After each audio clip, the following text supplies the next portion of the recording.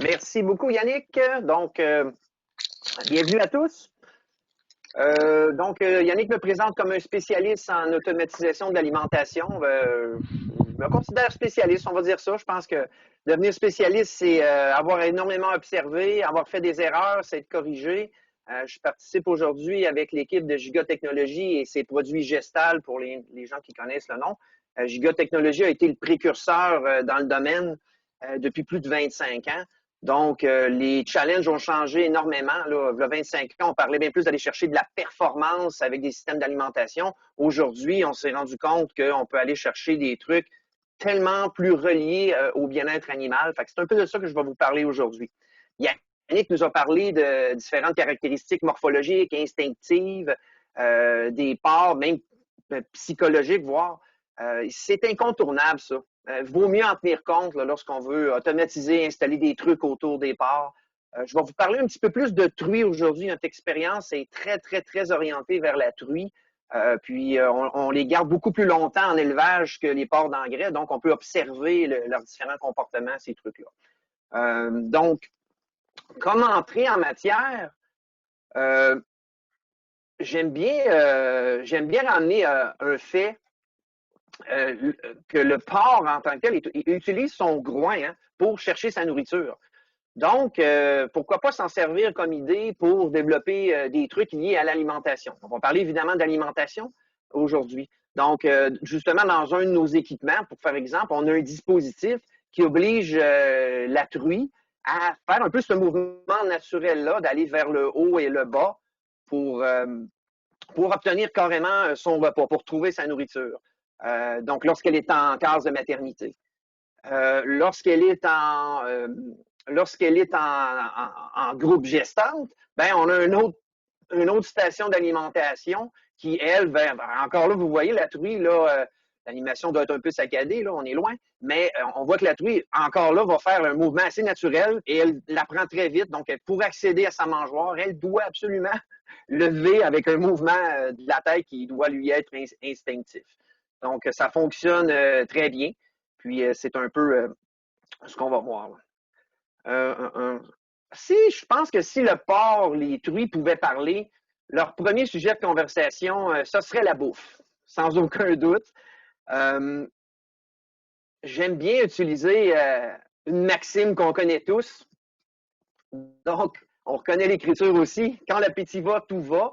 Donc, j'aime ça me servir de cette maxime-là pour en venir à, à m'assurer qu'on va utiliser ce principe-là pour s'assurer que ça va bien. Tout à l'heure, tout à l'heure, Yannick nous parlait que les systèmes de ventilation, c'est primordial évidemment, mais le système en tant que tel ne peut pas nous dire si la truie va bien ou pas. Donc, on va voir qu'avec l'alimentation, même s'il y avait un problème avec côté ventilation, ben, il peut avoir un impact qui va être notable en alimentation, dépendamment de la manière que le système est fait. Donc, je vais vous parler de trois petits points aujourd'hui qui vont faire le lien justement entre l'alimentation automatisée et le bien-être de l'animal. Donc, premièrement, on va traduire comment on peut traduire le bien-être de l'animal par son appétit. On va ensuite parler de stimulation alimentaire dans le cas des truies en mise bas, pour voir comment on peut y arriver.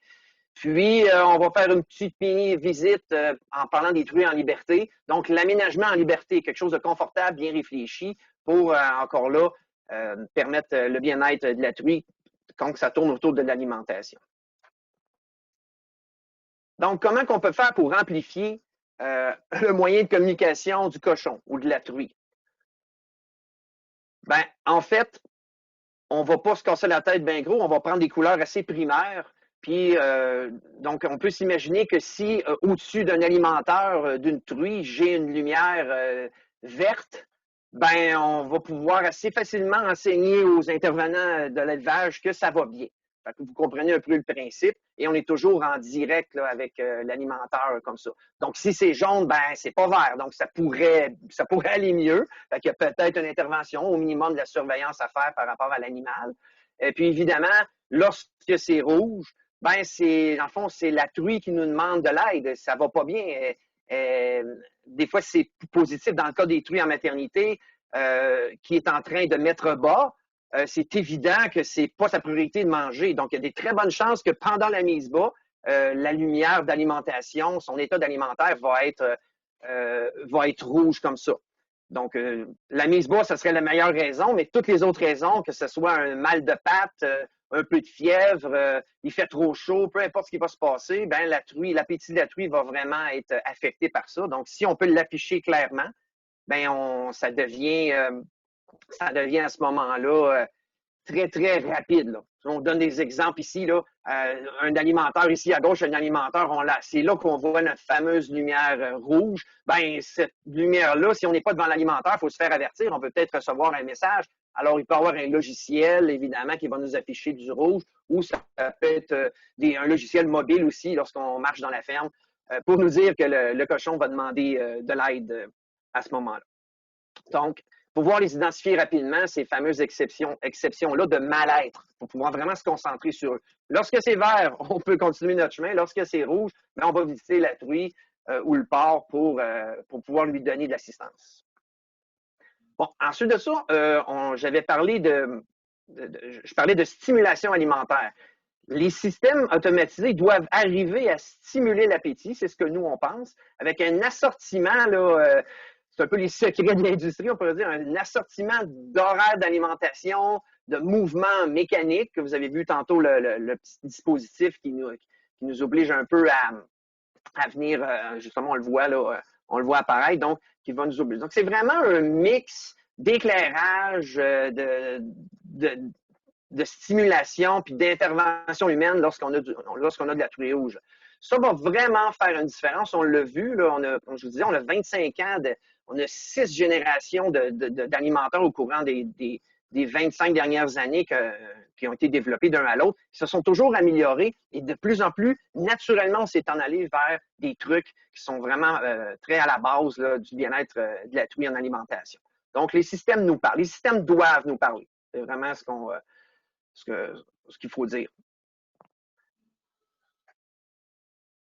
Donc, il faut évidemment que ça soit rapide. Donc, le minimum d'intervention humaine, c'est primordial pour identifier ces exceptions. Donc, il ne faut pas les trouver, il ne faut pas que ça soit difficile, il faut que ça soit en un clin d'œil. Et puis, les systèmes automatisés devraient aussi avoir des stratégies qui, eux aussi, en un clin d'œil, peuvent régler ou peuvent aider une truie qui a moins d'appétit à aller l'en chercher. Donc, c'est vraiment sur ces trucs-là qu'on travaille et que j'invite tous les gens qui développent des systèmes à en faire autant là, pour augmenter le bien-être des truies ou des porcs. Donc, petite mini-capsule sur l'aménagement en liberté.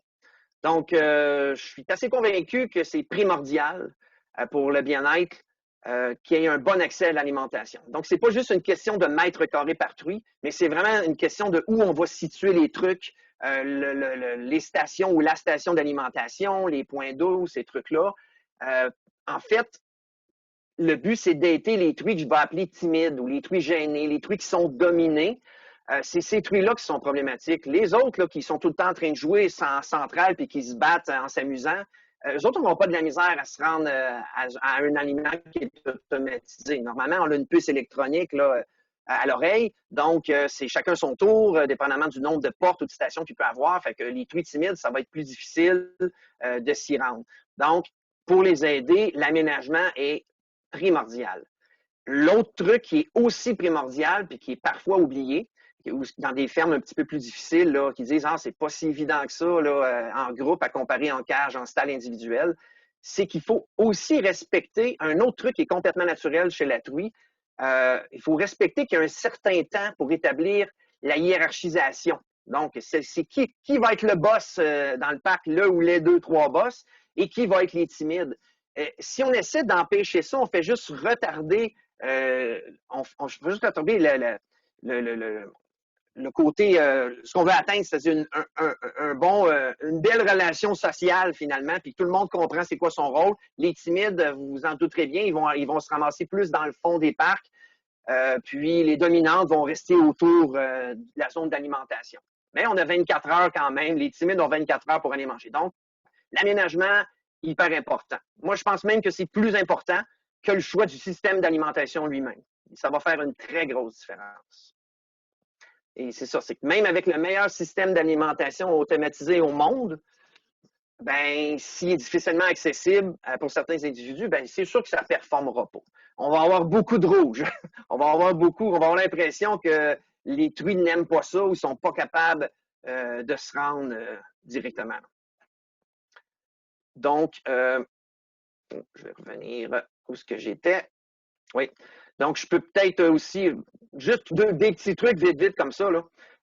Tiens, je vais même zoomer un petit peu ici. Je pense que ça va marcher. Puis, fiez-vous pas au plan, c'est des petits exemples comme ça. Mais je vous donne un exemple. On va vouloir garder un bon dégagement à l'entrée, exemple, des stations d'alimentation ou du DAC. Donc, si on ne garde pas un bon dégagement, on voit ici aussi un très bon dégagement. Ben, les truies dominantes vont toujours s'amuser ici. Donc, il faut avoir de la place, il faut être capable de fuir. C'est très important de permettre la fuite des truies timides. Donc, si c'est un très petit parc avec seulement 10 truies, ben, c'est assez difficile de fuir. Il y a certains élevages qui obligent un peu, ils vont s'en aller en mode dynamique. Lorsqu'on peut se permettre d'avoir au moins des parcs de minimum 15, 30, 45, on sait même qu'avec le code européen, à partir de 40 truies, on peut déjà diminuer un peu le nombre de mètres carrés par truie. Donc, c'est un peu une preuve que plus les parcs sont... Il y a un juste milieu, finalement, là, parce que trop de truies, c'est difficile lorsqu'on cherche une truie rouge parmi 100 truies, c'est assez long. Évidemment, c'est 2 fois moins long lorsqu'il y a 50 truies, puis c'est 2 fois moins long lorsqu'il y a 25 truies. On le comprend évidemment. Plusieurs points d'eau aussi. Ça m'arrive souvent d'arriver dans une ferme qui a besoin d'aide, puis je me rends compte que l'eau est difficilement accessible. Exemple, si je suis une truie timide puis que je suis poussé complètement dans le fond, ce qui risque d'arriver dans mon exemple, les truies timides vont être poussées vers le fond ici. Si je n'avais pas un point d'eau suspendu ici ou un point d'eau sur le mur pas loin ou au bout du muret ici, ben, si j'ai juste des points d'eau ici à côté de la station principale, ben, vous comprendrez que c'est le même challenge pour la truie d'aller boire une gorgée d'eau que d'aller se nourrir une fois par jour. La truie va se nourrir 20 fois par jour, 30 fois par jour, c'est illimité. Puis si elle décide de virer de bord malgré sa soif, ben vous comprendrez qu'elle est en carence d'eau. Donc, carence d'eau, on va avoir la misère à se nourrir. Évidemment, on va tomber rouge dans les systèmes qui vont vous montrer les truies rouges. Donc, c'est des trucs comme ça que je voulais aborder, là. Donc, je vous dézoome ça. Voilà, pour passer à la prochaine. Donc, en conclusion, de mon côté, ben, je reviens à dire que quand l'objectif va, tout va. Alors, nous autres, lorsqu'on rentre, lorsque les clients vont rentrer le matin, la première chose qu'ils vont regarder sur leur écran, sur leur tableau de bord principal de nos produits, c'est est-ce que j'ai des rouges? Sinon, ça veut dire que tout va. Donc, c'est ce que je voulais vous parler aujourd'hui.